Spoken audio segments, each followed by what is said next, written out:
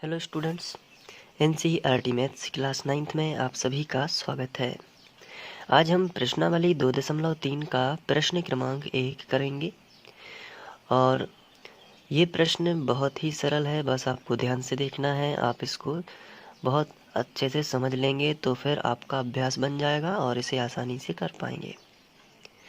तो चलिए सबसे पहले हम प्रश्न पढ़ लेते हैं। इसमें दिया गया है कि x घन प्लस 3x वर्ग प्लस 3x प्लस 1 को निम्नलिखित से भाग देने पर शेषफल ज्ञात कीजिए। तो ये जो आपको एक बहुपद दिख रहा है, इसमें ये इतने सारे भाजक दिए गए हैं। कितने भाजक हैं बताइए? 5 भाजक हैं और एक एक करके हमें भाग देना है और केवल शेषफल ज्ञात करना है। तो यहाँ पे हमसे केवल शेषफल पूछा गया है, कहीं भी हमसे भागफल नहीं पूछा गया है। केवल क्या पूछा गया है? शेषफल। तो हमें इसमें भाग देने की ज़रूरत नहीं है, क्योंकि भागफल तो पूछा ही नहीं गया है। क्या पूछा गया है? केवल शेषफल पूछा गया है, इसलिए हमें भाग देने की ज़रूरत नहीं है। तो बिना भाग दिए हम शेषफल कैसे निकाल सकते हैं?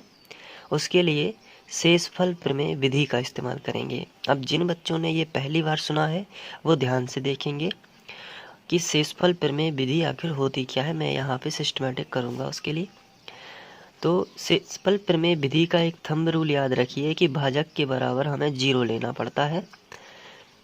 तो वो हम अभी बाद में डिस्कस कर लेंगे, लेकिन उसके पहले हमें ये एक बहुपद दिया गया है और इसका इससे भाग देना है और हमें उससे शेषफल मिल जाएगा। तो जो सबसे ऊपर लिखा है वहीं से हम स्टार्ट करेंगे और पहला क्वेश्चन सॉल्व करेंगे। तो हम यहाँ पे लिखेंगे पहला और हल। सबसे पहले जो हमें दिया गया है उसे हम px के बराबर मान लेंगे। तो जो हमें दिया गया है तो हम यहाँ पे लिखेंगे माना और px, ये बहुपद है इसलिए हम px मानेंगे। और क्या दिया गया है? x घन धन 3x वर्ग धन 3x धन 1। तो इसे हमें px के बराबर मानना है। इसके बाद पहले क्वेश्चन में भाजक क्या है? x plus 1।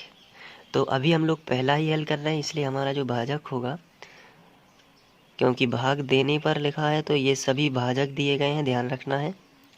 तो भाजक हमें दिया गया है x प्लस 1। क्या दिया गया है? x plus 1।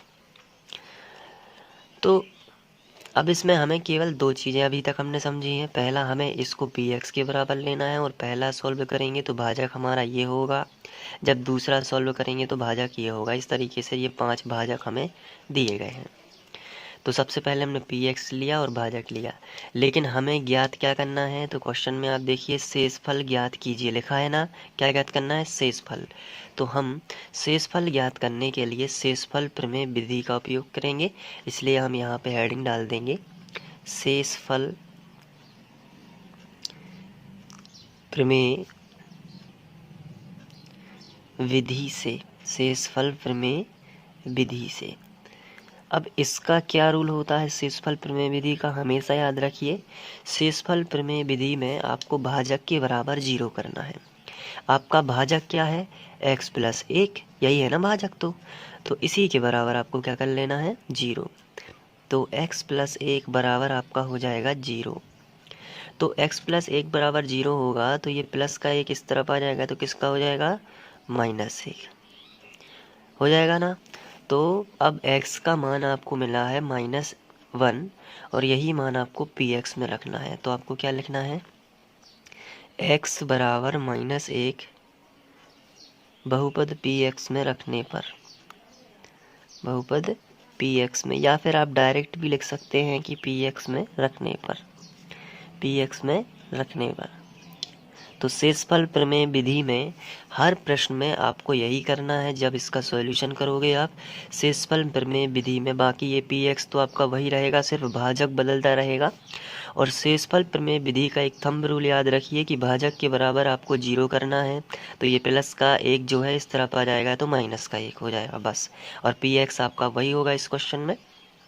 तो x बराबर -1 बहुपद px में रखोगे तो यहाँ से स्टार्ट करिए। सबसे पहले क्या लिखा, यही इसी में रखना है ना, यही तो है आपका px।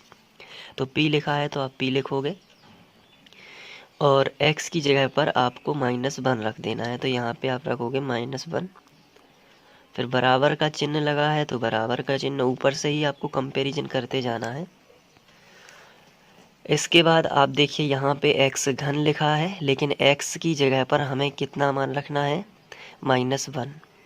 तो -1 का घन हो जाएगा यहाँ पे, क्योंकि x की जगह पर हम -1 रख रहे हैं, ये देखिए। तो -1 का क्या हो जाएगा, घन। आगे आपको बताना है, आगे बढ़े तो क्या मिला आपको, प्लस का चिन्ह, तो हमने प्लस का चिन्ह लगा दिया।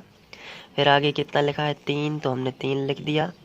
इसके बाद x का वर्ग है, लेकिन x का मान कितना है, -1। तो x की जगह पर -1 रख के हमने, x का वर्ग है तो हमने भी यहाँ पे वर्ग लगा दिया। +3 x की जगह पर हम -1 रख देंगे, ये यहाँ से लिखा है, और +1। ये इतना आपको करना है। अब इसके बाद p और यहाँ पे -1 बराबर। अब यहाँ पे जब भी माइनस चिन्ह के साथ किसी संख्या पर घात लगी हो तो आपको देखना है कि सम संख्या की घात लगी है कि विषम संख्या की। तो 3 एक विषम संख्या है, विषम संख्या का मतलब 2 से भाग नहीं जाता पूरी बार। तो जब विषम संख्या की घात लगी हो तो ये माइनस जो है ये माइनस ही रहता है। अगर सम संख्या की घात लगी हो तो ये माइनस प्लस में बदलेगा। एक ट्रिक याद रखिए, इससे हमेशा आपको याद रहेगा। फिर से बताइए, मैंने क्या आपको बताया है कि अगर विषम संख्या की घात लगी है, क्या हुआ है, अगर विषम संख्या की घात लगी है तो ये माइनस प्लस में नहीं बदलेगा। अगर सम संख्या की घात लगी है तो ये माइनस प्लस में बदल जाएगा। ऐसा इसलिए है क्योंकि जब आप -1 का यहाँ पे 3 की घात है तो आप इसे 3 बार लिखोगे ना, -1 गुणित -1 गुणित -1, इसी तरीके से ना। तो क्या होता है कि माइनस माइनस यहाँ पे प्लस बन जाएगा, इन दोनों का जब गुणा करोगे तो प्लस आ जाएगा, लेकिन प्लस माइनस का दोबारा से माइनस बन जाएगा। ये तो हुआ इसका रीज़न। लेकिन अब हम लोग यहाँ से 1 की घात में कब तक गुणा करेंगे, तो चिन्हों का हिसाब किताब रखने के लिए हम एक बात ध्यान रख लेते हैं कि जब विषम संख्या की घात होगी तो माइनस रहेगा और सम की घात रहेगी तो प्लस रहेगा। तो 1 का गुणा कितने ही बार कर दीजिए, 1 ही आएगा, इसलिए हमने 1 लिख दिया। फिर प्लस है तो हमने यहाँ पे प्लस लगाया, फिर 3 लिखा है तो 3, और -1 पर अब यहाँ पे सम संख्या की घात है। कितने की घात है, सम संख्या की।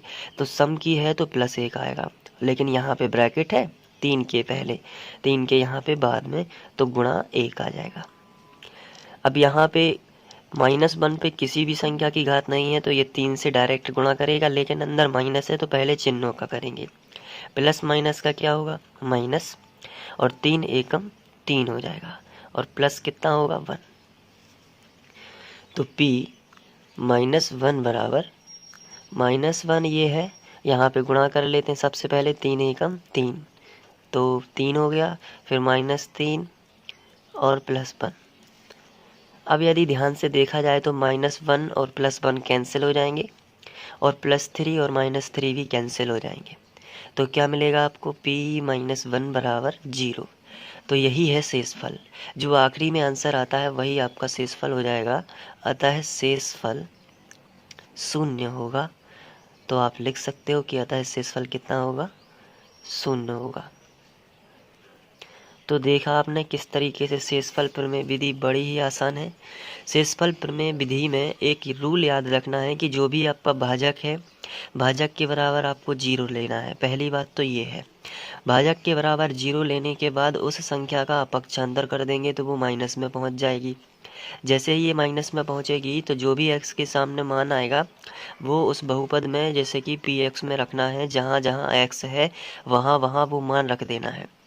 इस तरीके से बस आपको सॉल्व करते आना चाहिए। जैसे सम संख्या की घात है तो प्लस आएगा, विषम की है तो माइनस आएगा। यदि आप सम विषम नहीं भी करना चाहते हैं तो आप सीधा गुणा करिए, -1 गुणित -1 गुणित -1, इस तरीके से। यहाँ पर 2 की घात है तो आप इसे 2 बार गुणा करिए, तो वैसे चिन्हों का गुणा करते करते भी आप इसको सही कर लोगे। और यहाँ पे तो शेषफल 0 आया है। इसके बाद हमने ये जो आपका जो पहला जो क्वेश्चन था जिसमें जो भाजक था x + 1, उसके हिसाब से हमने कर दिया है। अब हम दूसरा करेंगे जिसमें अब हमारा भाजक होगा x - 1/2, लेकिन बहुपद वही होगा।